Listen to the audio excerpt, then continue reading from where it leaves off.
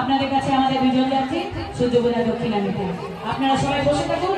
এবারে বলবো যত মন্ত্র করে জল জল বলবে ঝরে